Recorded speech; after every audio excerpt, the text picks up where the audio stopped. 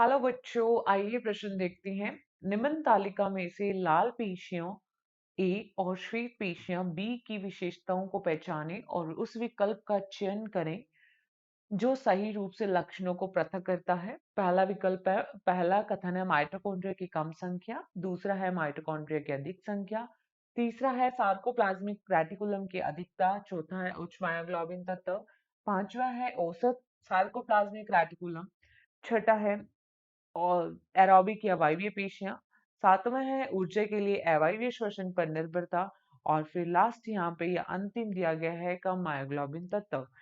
तो देखो, अगर हम इस प्रश्न की मुख्य अवधारणा के बारे में यहाँ पे चर्चा करें तो हम यहाँ पे बात करते हैं पेशियों के बारे में।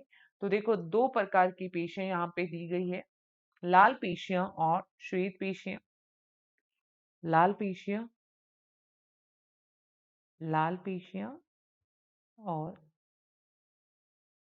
श्वेत पेशियां। लाल पेशियों के बारे में अगर हम बात करें यहाँ पे, तो हम देखते हैं कि लाल पेशियों में माइटोकॉन्ड्रिया की संख्या अधिक होती है।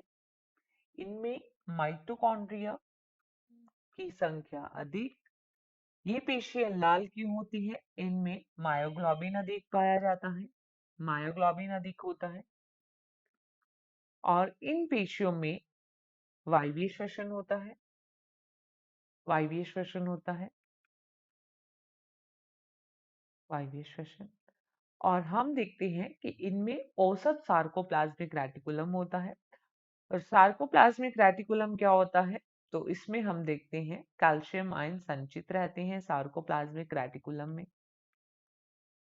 अगर हम बात करें श्वेत पेशियों की, तो श्वेत पेशियों में कम माइटोकॉन्ड्रिया पाया जाता है, कम माइटोकॉन्ड्रिया, और इसमें मायोग्लोबिन भी कम होता है। इस वजह से ये क्या है, श्वेत होती हैं पेशियां, मायोग्लोबिन भी कम है।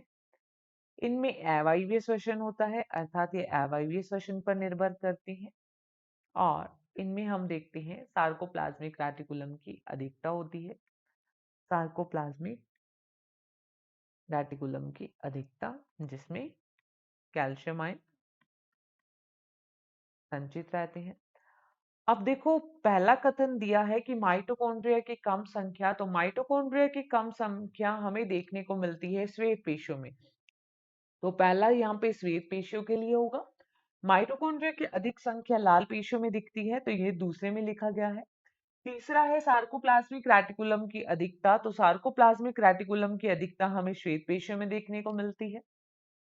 उच्च मायोग्लोबिन तत्व हमें यहाँ पे जो चौथे कथन में लिखा गया है वो लाल पेशियों में देखने को मिलता है। फिर है औसत सार्कोप्लाज्मिक रेटिकुलम, पांचवें में लिखा गया है, तो ये भी लाल पेशियों में देखने को मिलता है। वायवीय श्वसन जो कि छठे में लिखा गया है, ये भी हमें लाल पेशियों में देखने को मिलता है।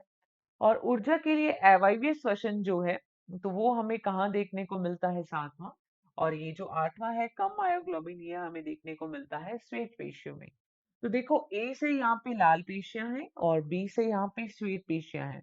तो ए में आना चाहिए दूसरा, चौथा, छठा और पांचवा। देखो, दूसरा, चौथा, छठा और पांचवा यह विकल्प दूसरे में दिया गया है, और श्वेत पेशियों के लिए दिया गया है पहला, तीसरा, सातवां और आठवां। तो इस प्रश्न का सही विकल्प जाएगा केवल दूसरा या बी। आशा करते हैं आपको इस प्रश्न का उत्तर समझ में आया होगा। धन्यवाद।